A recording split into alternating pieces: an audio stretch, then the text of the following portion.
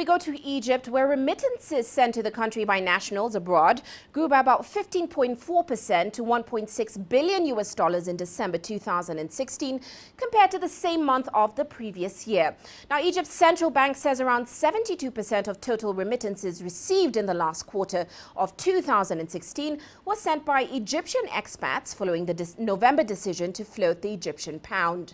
Well, the Egyptian pound, which was traded at a stable rate of approximately 8.8 to the dollar prior to the float, is currently being traded at around 18.5. Well, let's get more on this. Adele El Marouki joins us in Cairo. Adele, as always, you're welcome to the show. Now, of course, Adele, we saw Egypt saw remittances grow by about 12%. We're seeing also the country seeing more foreign inflows coming into the countries, more interest from foreigners in local assets. Could this mean we're seeing confidence in Egypt's economy coming back? Well, there's definitely, we can clearly say there's confidence in the forex market.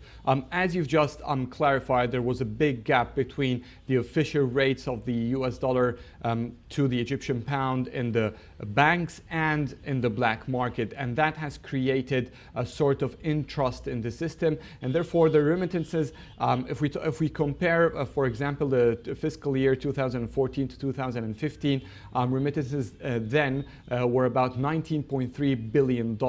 Now that went down to $16.9 billion in the next fiscal year, the 2015-2016. Now we're in a new fiscal year, and as you said, the second quarter showed confidence right after the central bank has took the decision to float the Egyptian pound. Now that is creating confidence, that is creating a source of trust, and now more Egyptians are transferring their money to their families through the official lines, through banks and through other mailing or wiring system that is under the surveillance of the Egyptian authority, and that's why we've seen a significant rise to the quarter. Now it is an indication. If it continues to the entire year, this will definitely, and it is expected as well, this will give a new trend, and of course it will not recover from the drop that it has previously witnessed in the previous year, but at least as it's growing, then it will catch up eventually.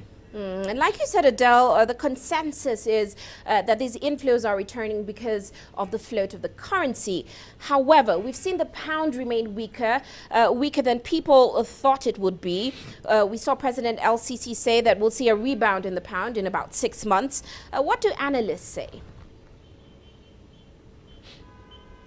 Well, analysts are expecting a rebound. They're expecting that the US dollar will not remain as high as it is. We've seen a slight drop from 18.5 pounds for a dollar to 18.1 in the past couple of days, but this is within the normal fluctuation rate since the flotation happens.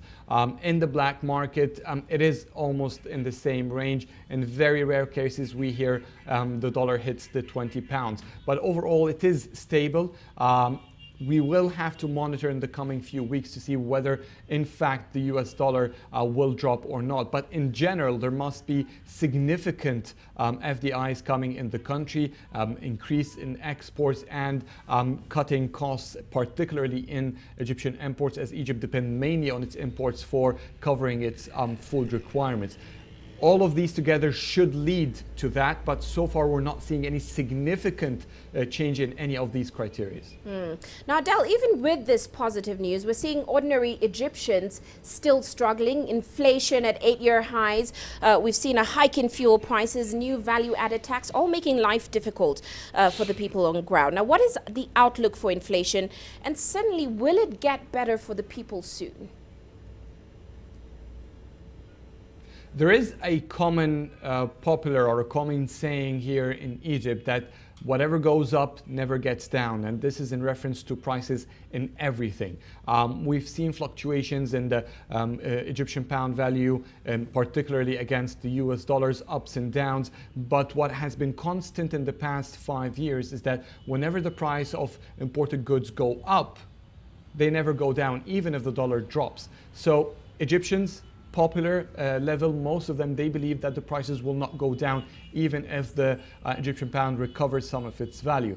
and therefore they are moving in another direction. Many are calling for wage increase now so that they would have their lifestyle maintained, at least, are not going down for the best case for them. Now, in general, Egypt was targeting to have about $1,500 as minimum, 1,500 pounds as minimum wage. That's around $180. Now that after the inflation should go to about for Egyptians to maintain just barely on the poverty line. We're talking that an average family should get an income of $300. So there's a very huge gap. We're talking almost more than 50% less are the regular wages in Egypt. So that's a big deficit, and many feel the pressure as we are. What is the future in the prices level? Many are hopeful that the president can give them lower prices, at least in basic products, food products, farming, vegetables, and proteins.